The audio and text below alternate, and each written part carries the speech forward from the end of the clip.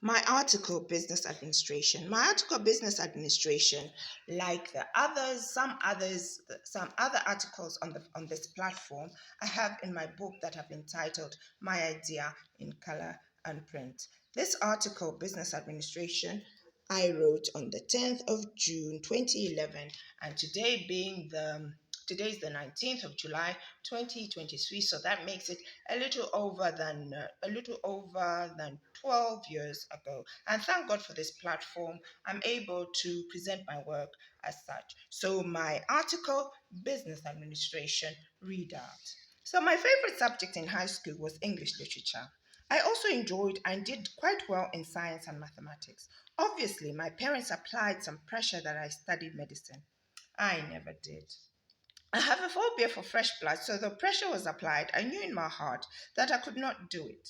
Okay, I know my doctor friends will argue that I tell it as it really is, that the courses to become a doctor are difficult and that you must be really intelligent to succeed, and I thoroughly agree. However, still, business administration appeared better to me. Why?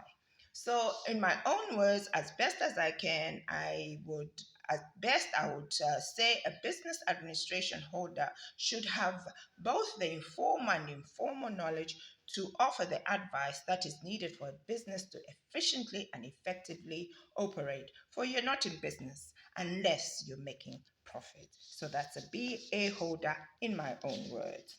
So,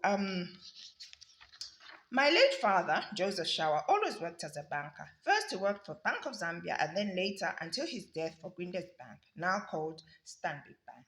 In the 80s and early 90s, banking was the career every youngster aspired to be.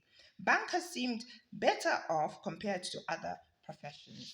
Many bankers had a car and, in comparison, looked after their families well. So, as a child, whenever my dad was driving me to school, I would ask him how banks made their money. I could easily comprehend how professions like um, doctors, teachers, nurses, marketeers, etc., made their money, but I could not comprehend how the banks made theirs. So I would ask him, how do banks make their money and afford to pay their workers well? And I like to ask my dad. So, by lending out their money at an interest, when they get it back with the interest, they then reinvest it in more profitable ventures. He would tell me, sometimes with a little curtness. Curtness now, as I recall, Dad never really pushed my interest in banking. What he really wanted me to do was study medicine, medicine, medicine. Later at the university, as a student in economics, I had to study a course, Money and Banking. That was years back because I have a major in economics with a few business administration courses, and I graduated August 1991.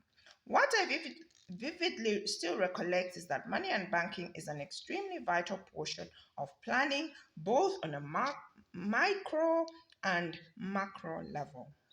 I'm going to be just like my daddy, I often told myself.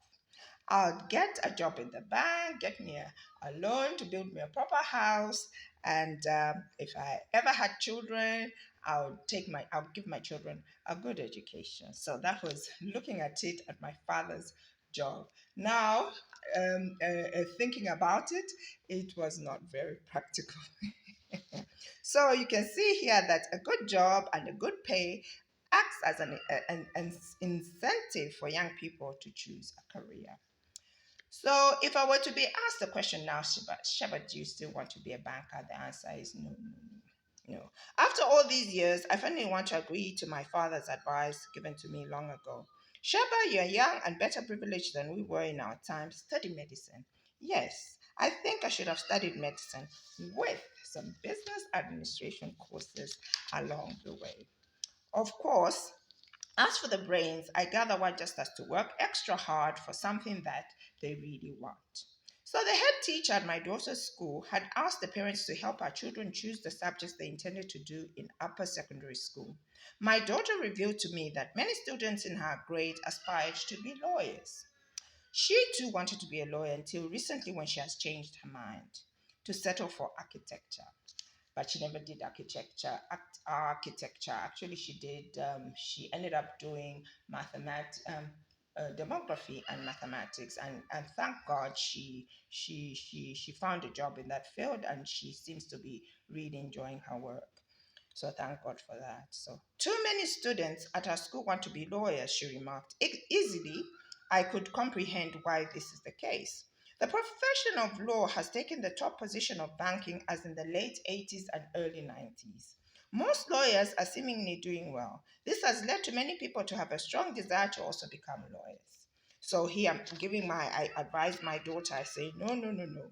I repeatedly advised my daughter, do not drop the sciences too early in your education for the arts.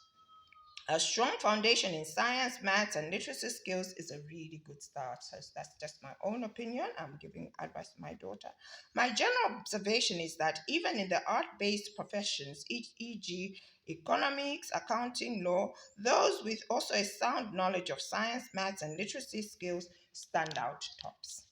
They also tend to have a great appreciation and respect for this world, that is, strong economies that are built on excellent maths and science knowledge. So, luckily, my daughter nodded in agreement to my explanation of the reason why she should study maths and science until up to her O levels at least.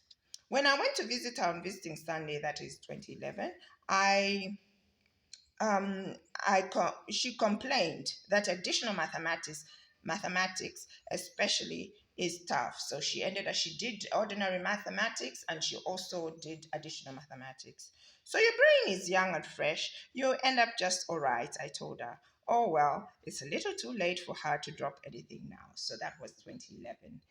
I'm giving her advice that she should just stick to even doing the tough additional mathematics as she was young, still young.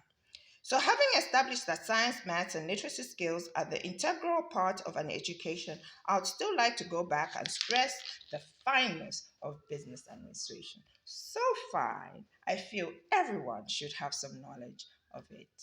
So, at the time Japan experienced the devastating earthquake, there was a story of a Japanese businessman on either CNN or BBC News network. So that was I'm writing this 2011, so it was around 2010, 2011, the big earthquake that happened then.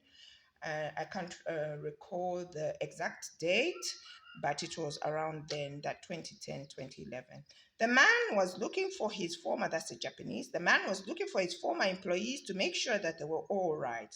Before the quake, he had owned a successful business that had employed 50 people. He did not mention the nature of the business, but with much confidence said that once everyone and everything settled down, he was going to start his business again. I will settle down to do this business again, he said. Right now, I'm more concerned about the people that were working for me. I have lost everything. But then this disaster could not be helped.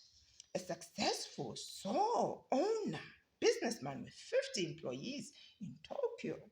Land and labor costs are exorbitant there. I spoke out aloud to myself. Whatever his technical skills, he didn't say what business he was doing, but whatever they were, whatever his technical skills are or were, his business management skills were obvious. They were super. Despite the catastrophe, this man was already well equipped to start again.